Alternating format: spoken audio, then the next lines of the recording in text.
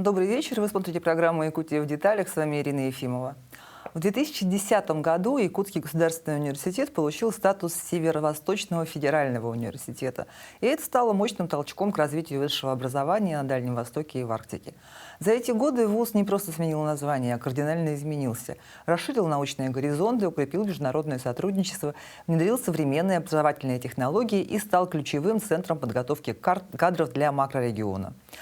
Сегодня у меня в гостях ректор СУФУ имени Максима Кировича Амосова Анатолий Николаев. Мы поговорим о том, как университет прошел путь трансформации, каких результатов удалось достичь за эти годы и какие амбиционные задачи стоят перед вузом сегодня. Анатолий Николаевич, добрый вечер. Добрый вечер. Ну что, вот 16 лет прошло с того момента, как университет стал федеральным. Что за это время поменялось? Каким сегодня предстает наш главный вуз? Ну, вроде бы, здравствуйте, вроде бы довольно простой вопрос, да, но достаточно вот такой емкий. И, конечно, все это началось еще не в 2010, а в 2009 году, когда вышел указ президента о создании федеральных университетов 21 октября. И 2 апреля тогдашний председатель правительства Владимир Путиным вышло постановление правительства, да, о том, что у нас в Якутске должен быть создан федеральный университет. Конечно, в тот момент для того, чтобы был создан федеральный университет, правительство нашей республики сделало достаточно много, да, и смотря на то, что Дальневосточный федеральный округ по площади действительно очень большой, да, и задачи, которые ставились перед правительством Российской Федерации, да, перед системой образования, конечно, ставились очень большие задачи. Да. Ну, вначале предполагалось, что в каждом федеральном округе должен быть по одному федеральному университету, да, но Дальний Восток 2 федеральных университета. Это Дальневосточный федеральный университет и наш, да, в Владивостоке, и наш в Якутске. Очень благодарен, конечно же, Евгении Савине, да, потому что она стала первым ректором федерального университета. Евгения Савина Михайлова. Да, Михайлова. И перед преобразованием Якутского госуниверситета в федеральный университет, конечно, сделано достаточно много. Это создание новых лабораторий, создание новых пространств и так далее. И самое главное, нужно было поменять внутреннее содержание сотрудников, которые работали в Якутском госуниверситете. Все-таки без того, что понимания того, что я уже работаю в федеральном университете, ничего такого приказами, какими-то структурными изменениями не получилось. Да, то есть нужно было менталитет менять? Да, менталитет менять, да, и нужно было понимать, что мы один из тогда 9 федеральных университетов, да, которых, ректор которого назначает отдельным распоряжением председателя правительства. Это России, да, нужно было, конечно, понимать ответственность того, что ты работаешь в федеральном университете. Да, и, конечно, при стечении вот уже 16 лет уже нужно понимать, что мы внутренне очень много преобразовались, да, и то, что отношение к нам стало совсем другим, и мы начали ставить перед собой не только вот региональные задачи, которые подготовка кадров для Якутии и так далее, но и достаточно большие глобальные задачи, это и в международном масштабе, да, и в масштабе больших макрорегионов. А вот вообще, если вспоминать эту историю, в чем вообще, вот, в принципе, концепция преобразования ЕГУ, федеральный университет, в чем она заключалась?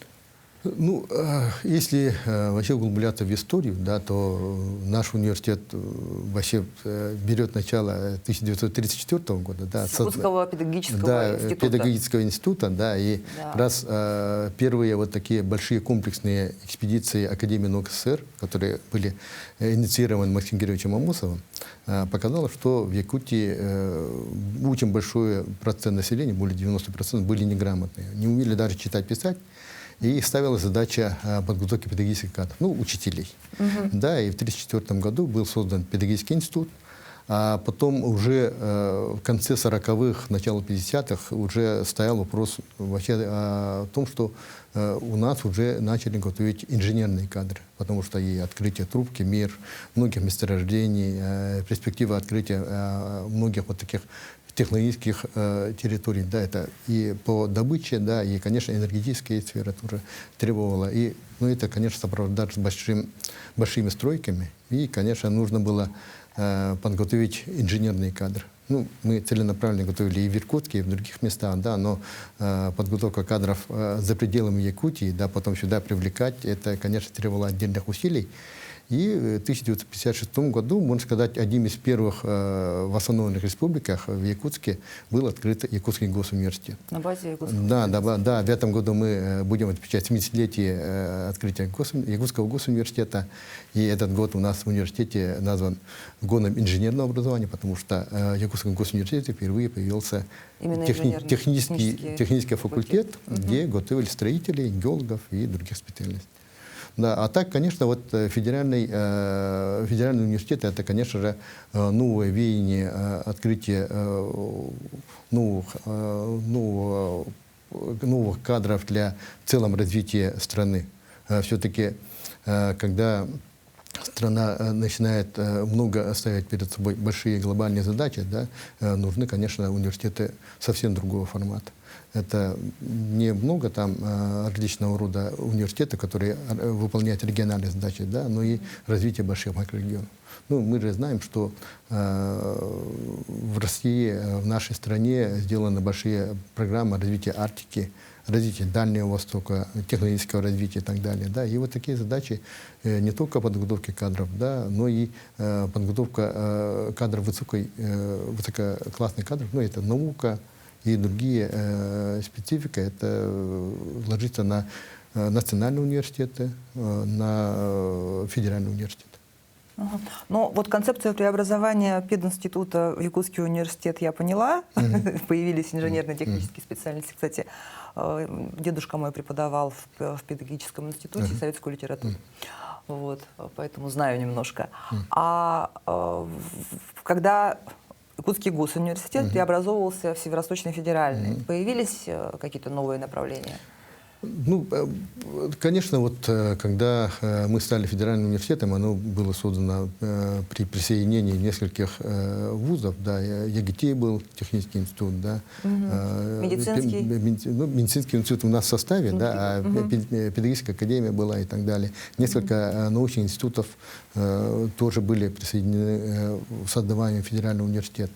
И, конечно, мы создали не только большой образовательный университет, но и федеральный университет стал очень большим научно-образовательным центром. Да, и, ну, не в ущерб моим коллегам, я же более 10 лет работал в академических институтах, да, научный потенциал федерального университета сейчас сопоставим вместе взятыми институтами Якутского научного центра.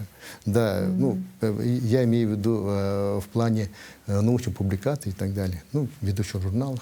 А так, конечно, создание вот этого института и в последние годы еще и создание вот хорошего воспитания, хорошего патриотически настроенного молодого человека. Это тоже как третья миссия университетов. Для нас это тоже очень важно. Ага, то есть этому отдельное внимание уделяется? Да, конечно. И сейчас мы готовим не только кадры, не только людей, которые занимаются наукой, да, но они еще и внутренне должны быть настроены на том, что в ближайшее время на них ложится ответственность развития не только республики, но и всей страны. Вот в этом плане. А как вот вообще в целом оцениваете развитие российской системы образования за последние 10-15 лет? Да, ну, не секрет, что за последние 2 года много говорят о том, что мы отходим от болонской системы. Да. Да, и сейчас многие вузы готовятся на том, чтобы в принципе перейти на новую систему образования. Да, и мы... Но это новая, она хорошо забытая, старая? Это специалитет? Ну, это специалитет, прямо возврат вот к советской системе, да, или системе, когда мы еще были до болонской системы, вот такого, конечно же, не будет. Да, а будет 2 вот таких базовые высшее образование и специализированное высшее образование, которое сопоставимо и с магистратурой, с ординатурой и так далее. Да. И, ну, сейчас несколько вот университетов в пилоте разрабатывают, какой же срок обучения. Например, базовое обучение — это от 4 до 6 лет. Да, специализированы от года до 2 до 3 лет. Да, и в этом плане нужно понимать, для каких кадров, какие стандарты нужны и так далее. Но в первую очередь я же внутри через себя пропустил, когда вот в 2011 году стал деканом, да, там были достаточно жесткие федеральные государственные стандарты, да, и там невозможно было иметь место для маневров, да, там определенные предметы и так далее, да, и там очень много укора мы слышали с наших работодателей, да, вы учите, а потом нам еще приходится переучивать, да, типа такого, да. А сейчас система стала довольно-таки гибкой, да, и в полной степени, что, можно сказать, наши коллеги, работодатели совместно с нами выстраивают вот траекторию обучения отдельно взятого студента. Ну, в этом плане, я считаю, это достаточно хорошо, да, потому что мы даже по одному направлению можем готовить для разных компаний разного типа студентов. Потому что, ну, вроде бы и этот геолог, да, но в разных местах работает, чуть-чуть специфика разная, да, вроде бы одно направление, но мы можем траекторию чуть-чуть поменять. И в этом плане хороший пример с нашими коллегами с Якутэнерго. Мы на основе нашей договоренности пользуемся практикой на их учебном, ну, на учебной базе, да, и уже во время обучения наши студенты, будущие энергетики, уже знают схему тех районов, куда они потом пойдут работать. То есть они, приезжая в новый район, не начинают заново учиться, да, а уже знают схемы подключения и так далее. Это вот сокращает время практического включения прямо в работу.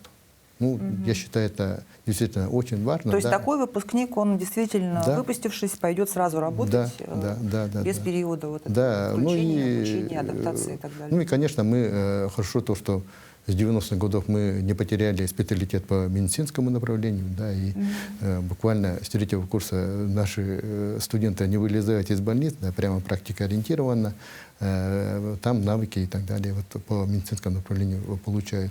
И более 70% наших преподавателей мединститута, практикующих врачей, это действительно мы держим очень высокое качество в этом направлении. Но раз мы вот про болонскую систему заговорили, если я не ошибаюсь, то прошлый год был последним годом, когда можно было после бакалавриата поступать в магистратуру не по своей специальности.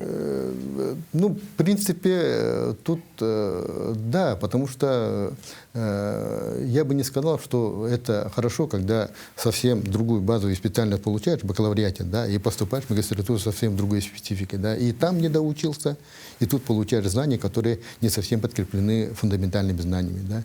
И, конечно, это очень правильное решение было, да, что именно по той части, где ты получил бакалаврское обучение, ты поступаешь в магистратуру. Ну, я считаю, это правильное решение. Да. Ну, сейчас, конечно, вот опыт вот этого направления сейчас будет дальше продвигаться, и когда мы будем давать базовое обучение, да, и специализированное обучение.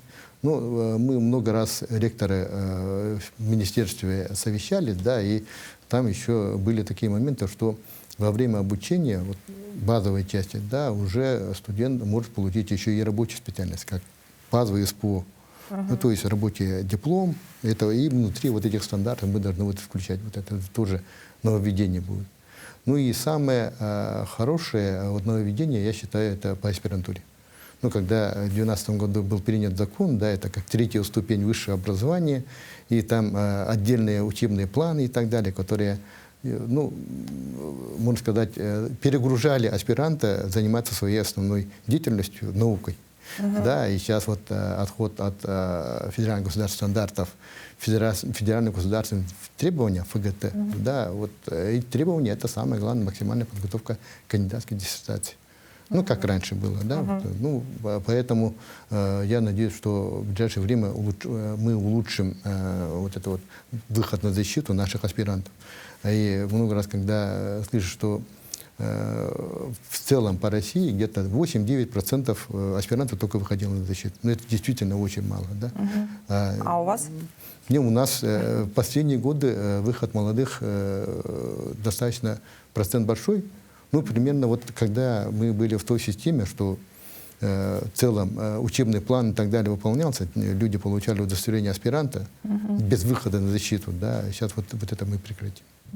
Ну вот практикоориентированное обучение — это прекрасно, Но тем не менее, вот сейчас, особенно с появлением искусственного интеллекта, говорят о кризисе образования вообще, да, о том, что академическое образование, оно не успевает просто за развитием.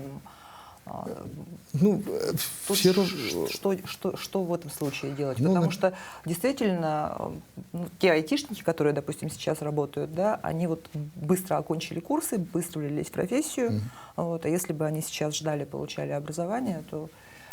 Ну, тут смотря как посмотреть, извиняюсь за тавтологию, да, ну, например, в свое время, когда, будучи деканом, потом директором, я тоже делал замечания, когда мои сотрудники, преподаватели пользовались только PowerPoint, да, вроде бы цифровизации и так далее, да, но PowerPoint это, можно сказать, прошлое, древнее, да. Нужно было включаться в новую систему, да, это включение онлайн-курсов. У нас, в принципе, в университете достаточно много онлайн-курсов мы сделали, да, и введение гибридных технологий и так далее. Но еще и вот эти технологии уже как бы проходят, да, и вы правильно говорите, что искусственный интеллект догоняет и перегоняет, да, и насколько мы проиграем конкуренцию искусственного интеллекта, да, но все равно образовательное учреждение не проиграет, потому что то, что дает человек, и то, что дает компьютер, это разные вещи, может быть, говорить более правильно и так далее, да, но когда человек объясняет своему ученику, это совсем другое восприятие, да. Я считаю, что если преподаватель не очень квалифицирован, то, конечно, может проиграть искусственный интеллект. Но если вот преподаватель действительно высокого класса, он будет пользоваться искусственным интеллектом для того, чтобы разнообразить свою деятельность, да. И сейчас мы от этого, конечно же, никуда не уйдем. И сейчас многие сотрудники пользуются вот этим, студенты пользуются вот этим, да, и, конечно, даже есть вузы, которые как бы чуть ли разрешили вот выполнение каких-то курсовых работ искусственного интеллекта, да, ну, слава богу, у нас этого нет, да, но я считаю, если мы будем сидеть и ругать искусственный интеллект, то, что он будет нам мешать и так далее, то ничего хорошего не получится. Поэтому надо пользоваться очень мощным инструментом, как искусственный интеллект, для того, чтобы улучшить свою работу. Ну вот, может быть, его как-то официально вообще внедрять, потому что, ну, например, в Китае я знаю, что последние несколько лет уже в вузах искусственный интеллект как обязательная дисциплина, междисциплинарный. Не, у нас это тоже То есть есть. на кого бы ты ни учился, там, на рекламщика, на историка, на лингвиста, у тебя обязательно будет, не, у нас, как философия и экономика. Ну, не на все предметы, да, уже элементы вот таких междисциплинарных с элементами искусственного интеллекта, конечно же, у нас уже начинаем вводить, да, и я надеюсь, что это будет более широко будем пользоваться, да, и, конечно, мы от всяких вот этих трендов не отстанем. Ага. А работы студенческие, вот вы говорите, вы пока не разрешили пользоваться, проверяются, да, как-то? Дипломные, курсовые? Ну, все равно, На использование да, все равно вот это вот, то, что преподаватель, если очень опытный, он же знает же, да, вот первоисточники, как там написано и так далее. И то, что реально тут написано и реально создано каким-то, сгенерировано каким-то другим интеллектом, это, конечно же, понятно. И преподаватель все равно знает своих студентов от и до, да, уровень, и так далее, как он может ответить и так далее. И вот человек, вот, например, если я вместо меня сюда пришел в искусственный интеллект, может быть, ответы были совсем другие, да. Очень красиво написано, лаконично, классно, классически, может быть, да, но академически, может быть, да, но не так, как вот я бы отвечал сейчас. Ну, теперь не секрет, что зачастую сильные выпускники, вот стобальники и так далее, они все-таки нацелены на центровузы. А СФУ рассматривают как такой вариант, если не поступят. Вот это ну, я бы... тенденция.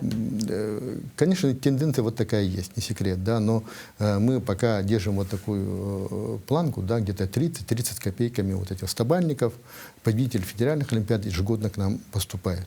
Да, это, конечно, не предел наших мечтаний, да, мы хотим, конечно же, больше, да, но самое главное, чтобы, если даже стобальники поступили там, то они не забывали свою родину, да, возвращались и стали лидерами тех или иных направлений. А так, конечно, мы должны стать лучше. Не сидеть там, вот они все уехали, да, а стать лучше, стать конкурентоспособным, да, по тем или иным направлениям, да, и, конечно, мы должны стать магнитами. И тем более немногие выпускники уезжают, как кажется, да, конечно, вот яркие, может быть, уезжают, но приезжают. Ну и вот тоже вот совсем недавно, вот, например, правительство Голикова тоже сказало, что Якутия один из вот таких регионов, да, где более 95% выпускников остаются в регионе. Ну, это тоже один из вот таких моментов, и благодаря нам, моим коллегам Сагату, Агуяки и так далее, другим, они вот поступают в вузы, да, ну и коллегам из СПО, которые вот очень высоко поставили уровень среднеспециального образования. А студенты из других регионов? Да, есть, да, есть, да. И вот сейчас, по-моему, где-то более 50 или 55 или сколько-то регионов российских представлены как студенты нашего университета, да, более 20, где-то 25 это студенты из различных стран, да, ну, иностранные студенты, да. И это показывает то, что мы не только работаем на внутри региона, да, но и мы далеко широко представлены и в зарубежье. Да, ну, конечно, большинство это страны СНГ, больше всех, конечно, студентов из Китайской Народной Республики.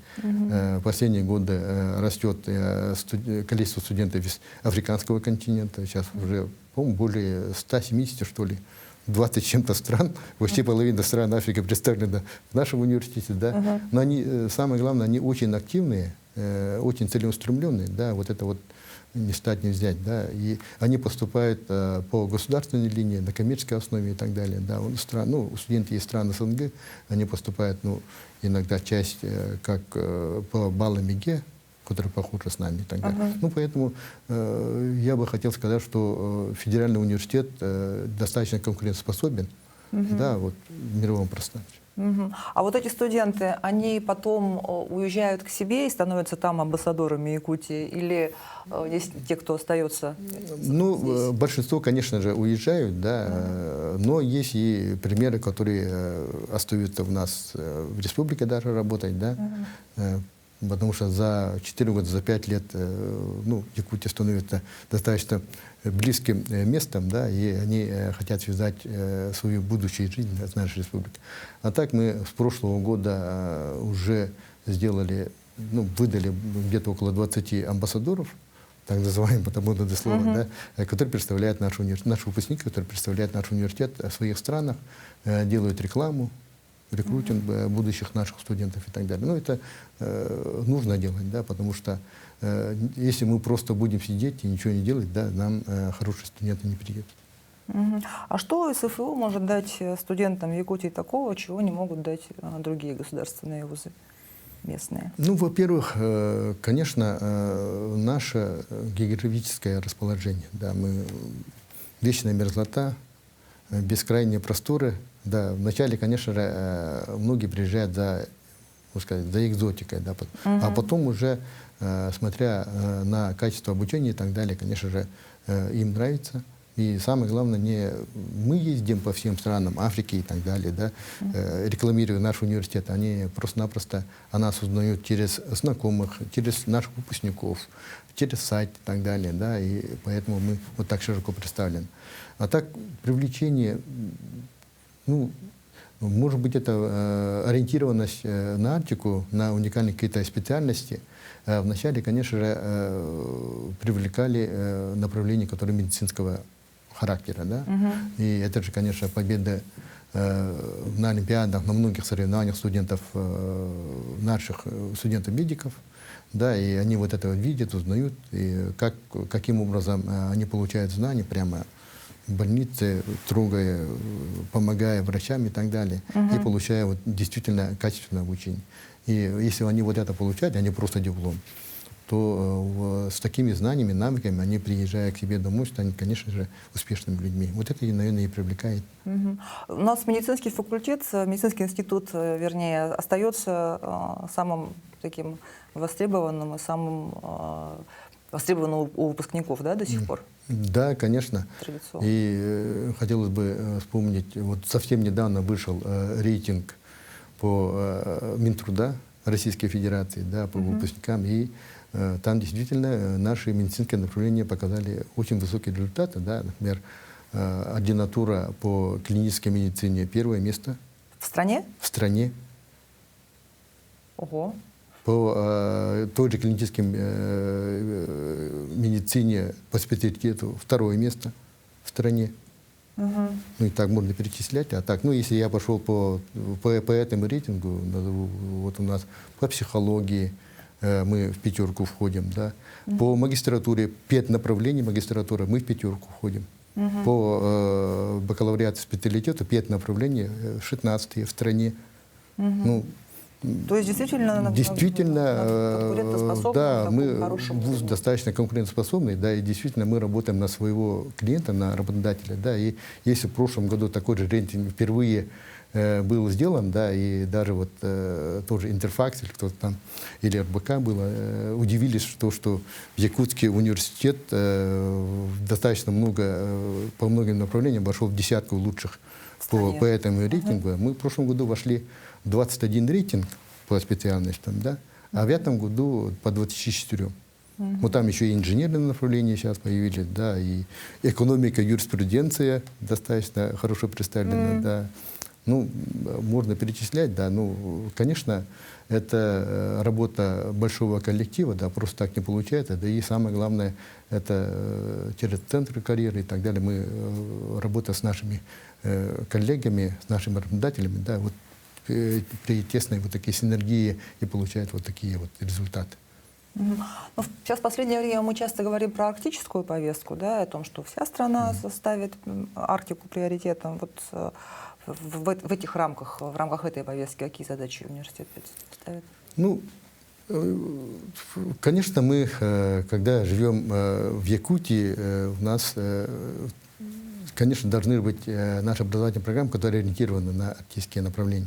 У нас примерно 44-45% наших образовательных программ, они ориентированы на специальности, которые могут быть применены в Арктике.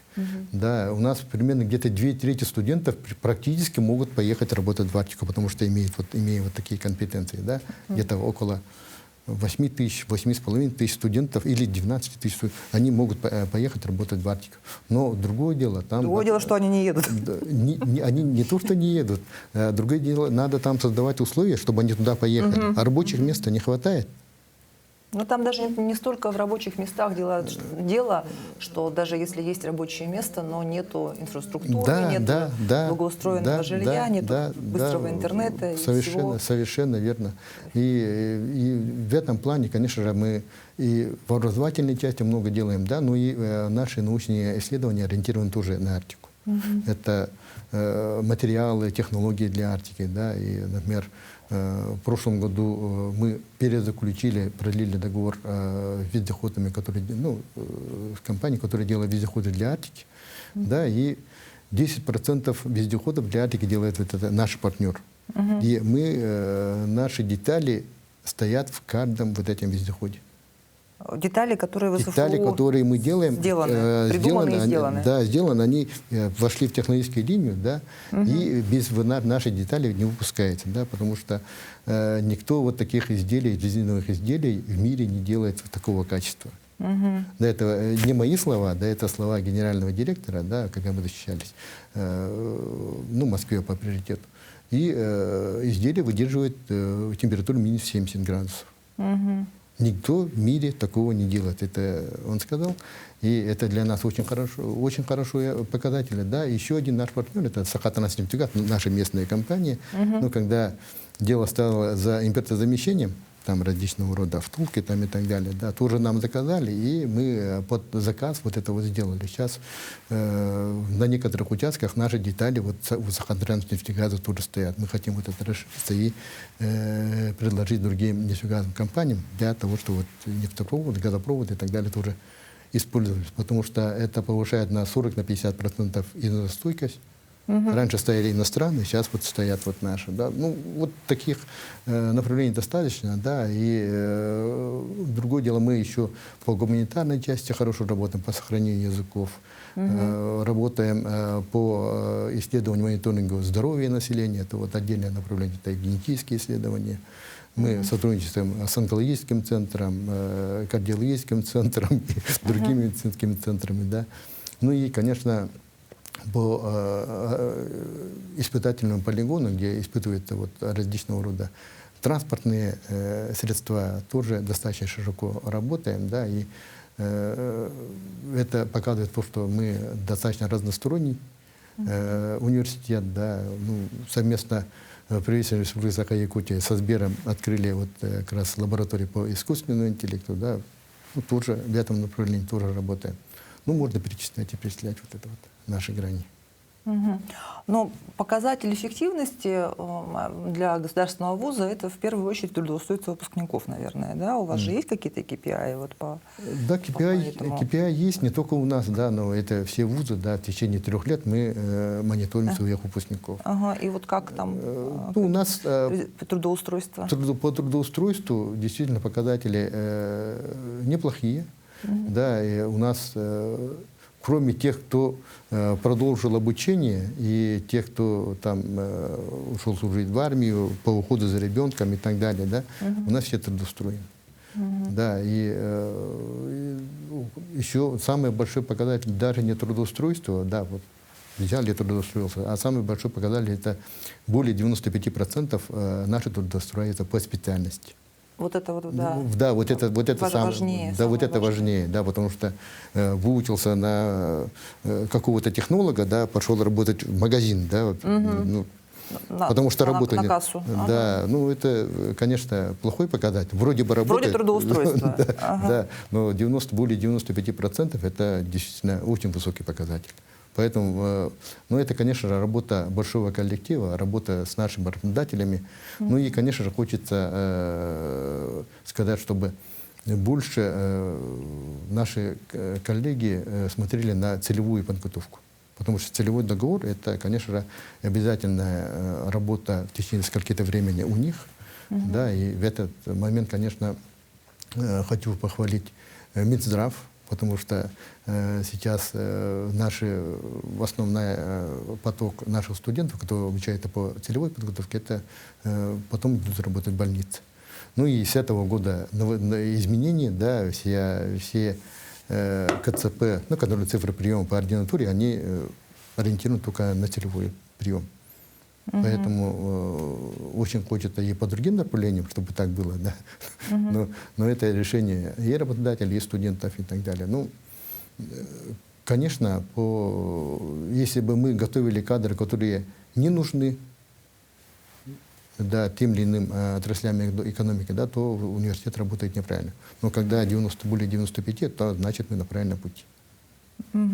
Последние лет 5, наверное, все точно говорят о междисциплинарном подходе, о новых тенденциях в образовании. Какие-то новые направления или форматы обучения планируете в ближайшие? Нет, мы не то что планируем, мы уже давно, как классический университет, работаем. Да, один из ярких примеров, когда Евгения Саевна пригласила медиков и физиков, чтобы они открыли медицинскую физику. Это был, по-моему, год 13 или 14, да? А сейчас вот специалисты вот этого междисциплинарного направления, они очень востребованы. Конечно, нужно было предвидеть, да, для того, чтобы вот такие специалисты, инженера, вроде бы и не медики, и вроде бы и не совсем инженера, да?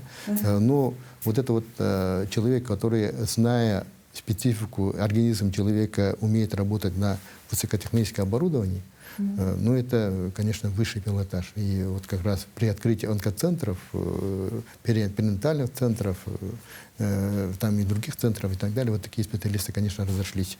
Очень они востребованы. Ну и по другим направлениям. Это классическая, это химия, биология. Там сейчас программисты с другой спецификой знаний вот того же искусственного интеллекта, с энергетикой или другими специальностями. Да, конечно, вот такие направления будут востребованы. Ну и, конечно, на одном из совещаний ректоров, да, Садовничий сказал, что медицинские направления могут быть хорошо, новые направления открыты в классическом университете, а не чисто медицинском. Ну, потому что там есть другие направления, и междисциплинарка открывает новые грани вот, подготовки кадров или новые научные открытия. Мгм. Ну, не за горами уже приемная кампания, да? Сколько вы студентов планируете принять? И куда бы вы посоветовали студентам посмотреть, на какие специальности? Ну, достаточно вот такой вопрос, да. Ну, у нас в целом где-то 4200, где-то около этого примерно контрольных цифр приема. Да, ну, направление, новые направления, в принципе, открывается, да, чуть-чуть увлечений есть, но я бы, конечно, вот ректор посоветовал поступить сюда, вот я бы не хотел сказать, обидеть своих коллег, да, но все направления действительно очень необходимы, да, мы просто-напросто делаем внутри нашего университета большой аудит наших программ постоянно. И ну, есть более востребованные, менее востребованные, там, где студенты поступают, и большинство не доходит до финиша, да, мы такие программы мониторим, да, и, в принципе, делаем, ну, закрываем, можно сказать, да, и открываем новые направления, исходя из потребностей рынка. И в этом плане где-то в прошлом году поступило к нам в университет где-то около 6000 новых студентов на первый курс. В этом году где-то ну, чуть более 6000, скорее всего, где-то к нам поступят. Ну, из них где-то около 4 с чем-то это КЦП, контрольные цифры приема на бюджет, да, и где-то 2-2,5, я очень надеюсь, на коммерческий набор. Ну, а цифры коммерческого набора вам ведь тоже в последний год, да, говорят о том, что мы должны вот вообще уменьшить количество там юристов, экономистов. Нет, об этом не говорят, да, просто до прошлого года, да, нам просто-напросто не ограничивали коммерческий набор. Ну, сколько наберем, сколько абитуриентов хотят платить и поступить, да, мы столько и набирали. А сейчас просто-напросто идет, ну, мы ученым советом на те или иные направления определяем, сколько же коммерческих студентов мы наберем, например, 20, ну, написали 20 коммерческих студентов, хочет 30, да, мы остальные вот 10 не сможем набрать, потому что они уже утверждены и зафиксированы. Просто заранее нужно подать заявку, утвердить. Да, где-то больше, вот 50 запланировали, а поступило 30, да, ну, поэтому тут раз на раз не попадешь, но уже мы ученым советом ограничиваем число поступлений по коммерческим студентам. Все, буквально несколько секунд на последний вопрос. Если бы вы, успешный ректор, доктор биологических наук, начали свой путь в образование сегодня, в 26-м году, вы бы что сделали иначе? Пошли бы снова в науку или что-то? Выбрали бы другое направление? Ну, в принципе, я бы все равно поступил бы в свой родной университет, и, скорее всего, я занялся бы наукой. Ну, потому что я человек из науки, все-таки это моя сфера, да, ну, в принципе, просто так повезло, не скажу, да, просто так сложилось, что я стал ректором, да, прямо вот так, в жизни хотел стать ректором, вот такого нет, но если вот меня назначили на этот пост, я, конечно, должен делать все для того, чтобы наш университет стал лучше. А так, наука — это моя специфика, да, я бы занялся бы наукой. Спасибо вам большое. Успехов вам, вашему университету, нашему университету. На этом программа «Якутия в деталях» подошла к концу. Меня зовут Ирина Ефимова. Смотрите нас по будням в 19:15. Расскажем обо всем в деталях.